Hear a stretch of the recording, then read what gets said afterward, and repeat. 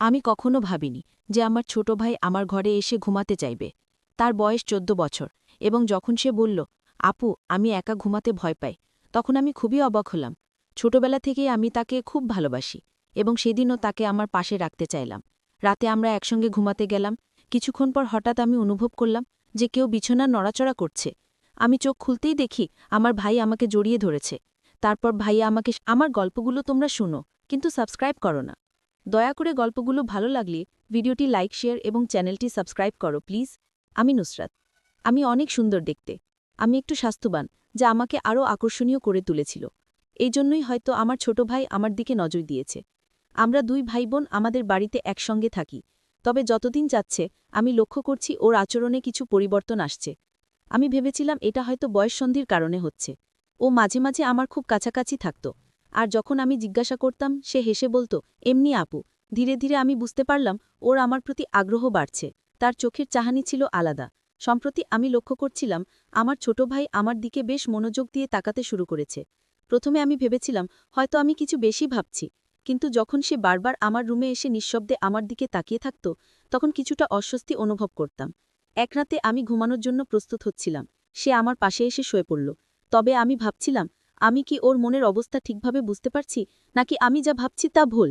আমি কোনোভাবেই তাকে আঘাত করতে চাইনি, কিন্তু একই সাথে আমাকে আমার ব্যক্তিগত সীমানা বজায় রাখতে হতো। সবকিছু ঠিকঠাক মনে হচ্ছিল না।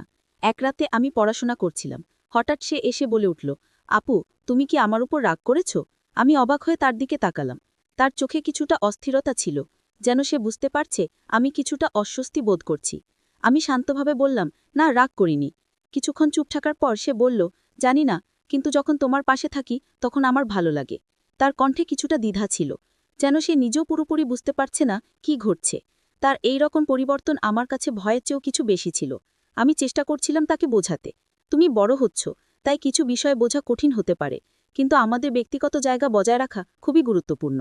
এখন সময় এসেছে আলাদা ঘুমানোর অভ্যাস তৈরি করার। কিন্তু সমস্যা হলো সে শুধু রাতে নয়, দিনের বেলা তো সবসময় আমার পাশে থাকতে চাইত। আমি যেখানেই যেতাম সে আমার সাথে থাকত। এমনকি আমি রান্নাঘরে কাজ করলেও সে এসে সেখানে বসে থাকত যতক্ষণ না আমি কাজ শেষ করি। একদিন আমি তাকে বললাম, তুমি বন্ধুদের সাথে সময় কাটাচ্ছ না কেন? দেখছি তুমি স্কুলেও ঠিকমতো যাচ্ছ না। এতে পড়ালেখার অনেক ক্ষতি হচ্ছে এবং এটা তোমার ভবিষ্যতের জন্য ভালো নয়। আমার স্বপ্ন তুমি একদিন একজন ডাক্তার হবে, কিন্তু এভাবে চলতে থাকলে সেটা কঠিন হবে। আমার কথা শুনে সে রেগে গিয়ে বলল, আমি স্কুলে যেতে চাই না, আর বেশি লেকচারও শুনতে চাই না, আমাকে জোর করো না। তার এই প্রতিক্রিয়া দেখে আমি হতবাক হয়ে গেলাম। এই ছেলেটাই ছিল যে সবসময় হাসি খুশি থাকত, বন্ধুদের সাথে খেলাধুলায় মেতে থাকত এবং পড়াশোনায় মনোযোগী ছিল, কিন্তু এখন সে নিজেকে বন্ধুদের থেকে দূরে সরিয়ে নিয়েছে। আর সবচেয়ে অদ্ভুত ব্যাপার হলো সে আমার কাছ থেকে দূরে যেতে চায় না। আমি যেখানেই যাই সে যেন আমার সঙ্গেই থাকতে চায়। তার রাগান্বিত কথাগুলো আমার মনকে নাড়া দিয়েছিল এবং আমি চিন্তিত হয়ে পড়লাম। সেদিন থেকে আমি আর চুপ থাকতে পারিনি। আমি সিদ্ধান্ত নিলাম ওর সাথে মন খুলে কথা বলার সময় এসেছে। সে যখন রাতে আমার সাথে ঘুমাতে এলো, আমি আস্তে করে বললাম, তোর কি হয়েছে? আগে তুই সবসময় বন্ধুদের সাথে থাকতি, এখন কি হয়েছে আমাকে বল। কিছুক্ষণ চুপ থেকে সে বলল, যখন আমি স্কুলে থাকি বা বন্ধুদের সাথে খেলি, তখন মনে হয় তুমি আমার থেকে দূরে চলে যাচ্ছ। মনে হলো হয়তো সে আমাকে তার জীবনের কেন্দ্র হিসেবে দেখত। আর এখন আমি বড় হচ্ছি, তাই ধীরে ধীরে তাকে ছাড়িয়ে যাচ্ছি। মনে হচ্ছিল সে আমাকে অনেক ভালোবাসে, কিন্তু তার আচরণের এই পরিবর্তনগুলো স্বাভাবিক ছিল না। আমি তাকে বোঝানোর চেষ্টা করলাম, আমি তোর সাথে আছি, কিন্তু আমাদের আলাদা থাকার এবং ঘুমানোর অভ্যাস গড়ে তোলা উচিত। আমরা এখন বড় হয়েছি। সে রাজি হতে চাইল না। শুধু রাতে নয়, দিনেও সে সবসময় আমার সাথেই থাকতে চাইত, কিন্তু তার আচরণের পরিবর্তনটা স্বাভাবিক মনে হচ্ছিল না। তার কথাগুলো শোনার পর আমি অবাক হয়ে গেলাম। সে একেবারেই তার পুরনো অভ্যাস, স্বভাব বা রুটিনে ছিল না। মনে হচ্ছিল সে আমার প্রতি গভীর মনোযোগ দিচ্ছে, যেন সে আমাকে ভালোভাবে বুঝতে চাচ্ছে বা আমার কাছ থেকে কিছু চাচ্ছে। তার এই আচরণগুলো আমাকে অস্বস্তিতে ফেলতে শুরু করেছিল। একদিন যখন আমি ঘুমানোর প্রস্তুতি নিচ্ছিলাম, সে হঠাৎ আমার রুমে এসে বলল, দিদি আমি তোমার সাথে ঘুমাতে চাই। প্রথমে আমি ব্যাপারটিকে স্বাভাবিকভাবে নিয়েছিলাম, কিন্তু ধীরে ধীরে তার আচরণ কিছুটা অদ্ভুত হতে শুরু করল। তার মুখে একটা অস্থিরতা দেখা যাচ্ছিল, যা আমাকে ভাবিয়ে তুলল। আমি তাকে জিজ্ঞেস করলাম, তোর কি হয়েছে? সে কিছুটা অদ্ভুতভাবে বলল, দি আমি ঠিক আছি, আজ আস্তাবলে গিয়েছিলাম, সেখানে ছাগলের দুধ পান করেছি, তাই হয়তো এইরকম লাগছে। তার কথায় আমি কিছুটা অবাক হলেও সেটা একসময় মজা করে উড়িয়ে দিলাম। তাকে বুঝিয়ে বললাম, তুই একটু মজা করছিস তাই না? এই ঘটনাগুলো আমাকে ভাবিয়ে তুলেছিল এবং আমি বুঝতে পারছিলাম যে ওর সাথে আরও খোলামেলা কথা বলার প্রয়োজন আছে। একদিন ছোট ভাইকে জিজ্ঞাসা করলাম, বাড়িতে গরুর দুধ থাকা সত্ত্বেও তুই ছাগলের দুধ কেন খাচ্ছিস? সে মজা করে বলল, বন্ধুদের সাথে মজা করে খেয়েছি। এটা এত বড় ব্যাপার নয় আপু। সে কেমন বন্ধুদের সাথে মেশা শুরু করেছে যে এমন অস্বাভাবিক আচরণ করছে। এখন সে বড় হতে শুরু করেছে, তাই যখন আমি তাকে কোনো ব্যাপারে শাসন করতাম সে আমার উপর রেগে যেত এবং কথা কাটাকাটি করত। এরপর একদিন মাঝরাতে আমার ঘুম ভেঙে গেল এবং দেখলাম ছোট ভাই আমার দিকে তাকিয়ে আছে। এটা দেখে আমি একটু অস্বস্তি বোধ করলাম। আমি জিজ্ঞেস করলাম, তুই তো বড় হয়ে গেছিস, এখন এসব কেন করছিস? সে রেগে বলল, তাহলে যদি বড় হয়ে যায় তোমার সমস্যা হবে কেন? তার এই কথা শুনে আমি কিছুটা অবাক হলাম। পরে বললাম, ঠিক আছে, তুই আমার সাথে ঘুমাতে চাইলে কোনো সমস্যা নেই। সে চুপ হয়ে গেল। তারপর থেকে যখনই আমি ঘরের কাজ করতাম তার দৃষ্টিতে একটা অস্বাভাবিকতা লক্ষ্য করতাম।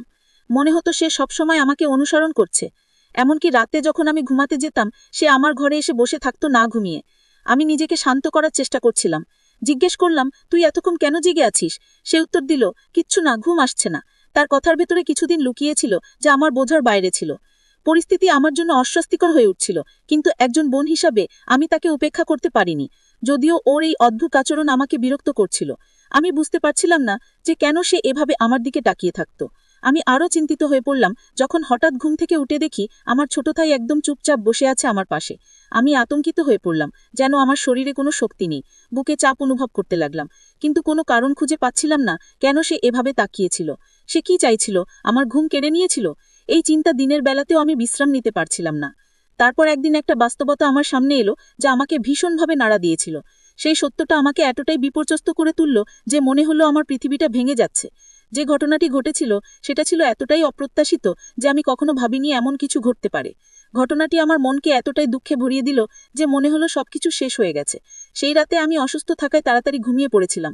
হঠাৎ অনুভব করলাম কেউ আমার বিছানায় বসে আছে। চোখ খুলে দেখি আমার ভাই সেখানে বসে আছে। কিছু বুঝে ওঠার আগেই সে আমাকে শক্ত করে জড়িয়ে ধরল। আমাদের দুই ভাই বোনের জীবন শুরু থেকেই কঠিন ছিল।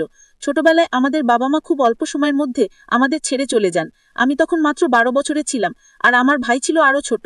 একদিন বাবা মা এক আত্মীয়ের বাড়িতে গিয়েছিলেন। ফেরার পথে তারা একটি দুর্ঘটনার শিকার হন এবং দুজনেই মারা যান। যখন আমি স্কুলে ছিলাম প্রিন্সিপাল আমাকে এই খবরটি দিলেন। মনে হলো আমার পুরো পৃথিবী ভেঙে পড়েছে। বাবা মা চলে যাওয়ার পর আমাদের জীবন সম্পূর্ণ পাল্টে গেল। এই দুর্ঘটনার প্রভাব আমার ভাইদের উপর অনেক গভীর ছিল। সে তখন থেকে ভীষণ কষ্টে দিন কাটাচ্ছিল। তার কান্নার ভেতরেই আমি বুঝেছিলাম যে এত অল্প বয়সে সে কত বড় শোকই বয়ে বেড়াচ্ছে। আমার ভাই তার বাবার সাথে ঘুমাতে অভ্যস্ত ছিল, কিন্তু তার মৃত্যুর পর সে ভীষণভাবে ভেঙে পড়ে। আমার চাচা তাকে একজন ডাক্তারের কাছে নিয়ে যান এবং ডাক্তার তাকে ঘুমের ওষুধ দেন। ওষুধের কারণে সে বেশিরভাগ সময় ঘুমিয়ে থাকত। আমাদের বাড়িতে দুটি অংশ ছিল, একটি আমাদের আরেকটি ছিল চাচার।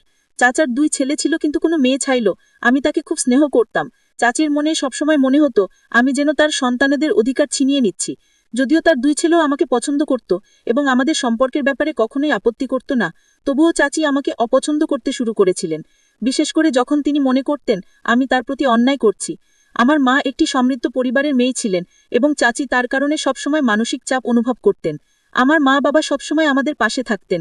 আমি যখনই তাদের বাড়িতে যেতাম চাচি আমাকে অনুসরণ করতেন এবং বলতেন যে আমি আর ছোট নই, আমার এবং আমার ভাইয়ের যত্ন নেওয়া উচিত। তিনি সবসময় আমাকে মনে করিয়ে দিতেন যে বাড়ির দায়িত্ব এখন আমার কাঁধে। এসব কথা আমার মনকে ভারী করে তুলত, আর আমি তখনও বাবা মায়ের মৃত্যুর শোক কাটিয়ে উঠতে পারছিলাম না। এই পরিস্থিতি আমাকে আরও দুর্বল করে তুলেছিল এবং আমার সমস্যাগুলো যেন আরও বেড়ে গিয়েছিল। আমি প্রতিদিন মা বাবার কথা মনে করে কাঁদতাম। আমরা তাদের জীবনে কতটা সুখী ছিলাম, কিন্তু এখন মনে হচ্ছিল যেন আমাদের পৃথিবী উল্টে গেছে। এত কম বয়সে আমাকে জীবনের কঠিন বাস্তবতার মুখোমুখি হতে হয়েছিল। চাচাও আমাদের জন্য খুব চিন্তিত ছিলেন, কারণ তিনি আমাদের দুজনকেই খুব ভালোবাসতেন, কিন্তু চাচির কারণে তিনি আমাদের তেমন সময় দিতে পারতেন না। চাচার নির্ভরতা এবং চাচির করা আচরণ আমাকে আরও অসহায় করে তুলছিল। একদিন রান্নাঘরে কাজ করার সময় চাচি আমাদের বললেন, এখন নিজেকে সামলাতে শেখো, কেউ তোমার জন্য কিছু করবে না। আমি জানতাম তিনি হয়তো সঠিক বলছেন, কিন্তু আমার মধ্যে তখনও হতাশা আর শূন্যতা কাজ করছিল। আমার ভাইও স্কুলে যাওয়া বন্ধ করে দিয়েছিল। তার আগের সরলতা হারিয়ে যাচ্ছিল, যা আমাকে আরও চিন্তিত করত। সে প্রায়ই আমাকে প্রশ্ন করত, আপু, মা বাবা কেন চলে গেল? প্রতিবারই এই প্রশ্নে আমি ভেঙে পড়তাম। আমি জানতাম না এর উত্তর কি। আমি নিজেও বুঝতে পারিনি কেন এত কম বয়সে আমাদের এইভাবে একা ফেলে দেওয়া হয়েছিল। পরে যখন চাচি জানতে পারলেন আমাদের পরিবারের অবস্থা সম্পর্কে, তখন তিনি আমাকে খুব বকাঝকা করলেন এবং বললেন চাচা যদি আমার কথা না শুনেন তাহলে কিছুই ঠিক হবে না। এরপর তিনি রাগ করে তার বাবার বাড়ি চলে যান। চাচার জন্য সেটা খুব কঠিন সময় ছিল, কারণ তিনি তার স্ত্রীকে খুব ভালোবাসতেন। মায়ের চলে যাওয়া আমাদের দুজনেরই মন খারাপের কারণ হয়ে দাঁড়ায়। শেষ পর্যন্ত চাচুর পরামর্শ অনুযায়ী আমরা পুরো বাড়ি ভাগাভাগি করে চাচাকে আরেকটা অংশ দিয়ে দিলাম। আমাদের ভাগের টাকা দিয়ে আমরা নতুন একটা বাড়ি কিনে সেখানে শিফট করলাম। তবে যাওয়ার আগে চাচা এমন কিছু করেছিলেন যা তিনিও জানতেন না, এবং সেটি সম্পূর্ণ করে তিনি অত্যন্ত খুশি হয়েছিলেন। চাচা মারা যাবার পর তিনি আমাদের জন্য এলাকায় একটি বাড়ি কিনে দেন। আমাদের আঙ্কেল প্রায় দিনই আমাদের খোঁজ খবর নিতেন এবং সব ধরনের প্রয়োজন মেটানোর চেষ্টা করতেন। কিন্তু আন্টির মনোভাব ভিন্ন ছিল এবং তার স্ত্রীও আমাকে বাড়িতে রাখতে চাইতেন না। আমার ভাইকে আলাদা থাকতে হয়েছিল। আমি তখনই সিদ্ধান্ত নেই ভাইয়ের দায়িত্ব আমি নিজেই নেব। আমি বাড়িতে থেকেই প্রাইভেট পড়াতে শুরু করি।